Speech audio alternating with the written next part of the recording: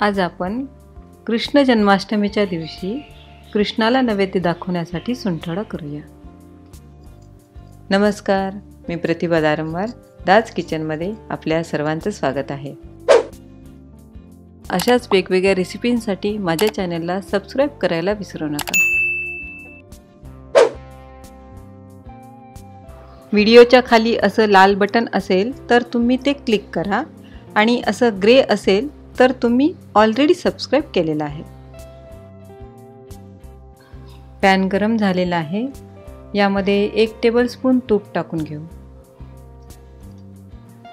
आता यामध्ये 1 कप मखाने टाकून कुरकुरीत होईपर्यंत भाजून घेऊ। मखाने भाजताना गॅसचा फ्लेम लोच ठेवायचा आहे।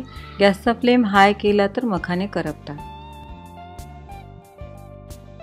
मखाना असा चुरा व्हायला पाहिजे, म्हणजे छान क्रिस्पी झाला असं समजायचं। आता मखाने काढून थंड करून घेऊ। याच पॅन मध्ये थोडंसं तूप टाकून आवडीप्रमाणे ड्रायफ्रूट टाकून परतवून घेऊ।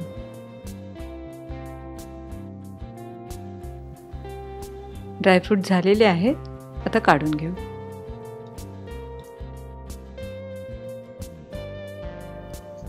याच पॅन मध्ये आवडीप्रमाणे किसमिस टाकून छान फुलेपर्यंत परतवून घेऊ।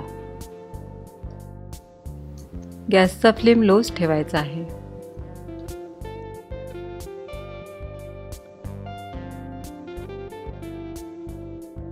किसमिस छान फुललेले आहेत, काढून घेऊ।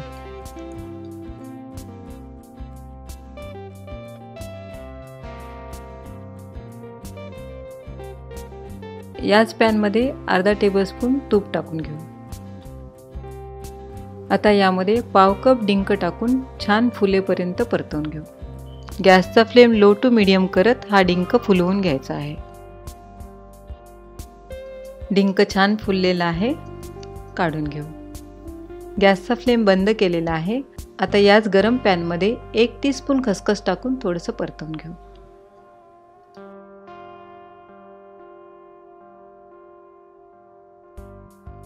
अर्धा कप काळ्या खारकेचे बिया काढून तुकडे करून घेतलेले आहेत। आता यामध्ये सुक्या खोबऱ्याचा अर्धा कप खीस टाकून घेऊ। खोबरं आणि खारीक मिक्स करून मग मिक्सरमधून काढायचं आहे, त्यामुळे मिक्सरला लोड येत नाही। आता यामध्ये इलायचीचे थोडे दाणे टाकून बारीक करून घेऊ। खारीक आणि खोबरं छान बारीक झालेलं आहे। आता यामध्ये अर्धा कप बारीक केलेला गूळ टाकून परत एकदा फिरवून घेऊ। गुळाच्या ऐवजी तुम्ही खडीसाखर किंवा साखरही टाकू शकता। हे छान बारीक झालेलं आहे, काढून घेऊ।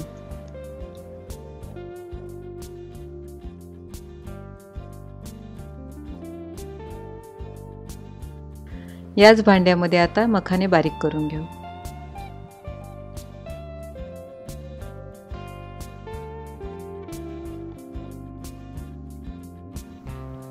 हे छान बारीक झालेलं आहे, काढून घेऊ।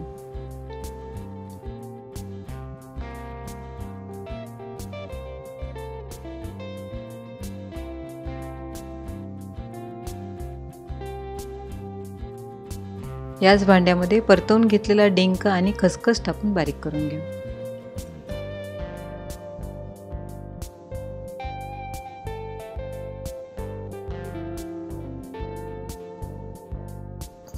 डिंक आणि खसखस छान बारीक झालेली आहे।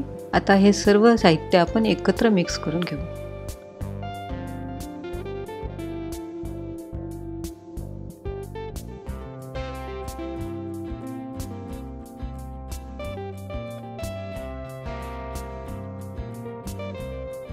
लाईट कलरच्या खारकेपेक्षा काळी खारीक खूप पौष्टिक असते आणि याची चवही खूप छान असते, त्यामुळे मी काळी खारीक वापरलेली आहे। आता यामध्ये 1 टीस्पून सुंठेची पावडर टाकून घेऊ।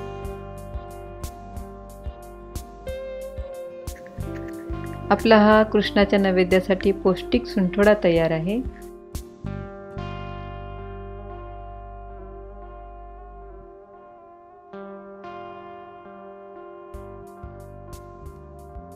आता यावरती परतून घेतलेले ड्रायफ्रूट टाकून घेऊ।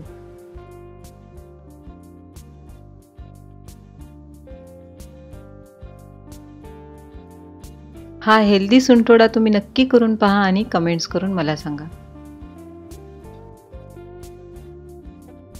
तुम्हाला ही रेसिपी आवडली असल्यास लाईक करा, शेअर करा आणि सबस्क्राईब करायला विसरू नका.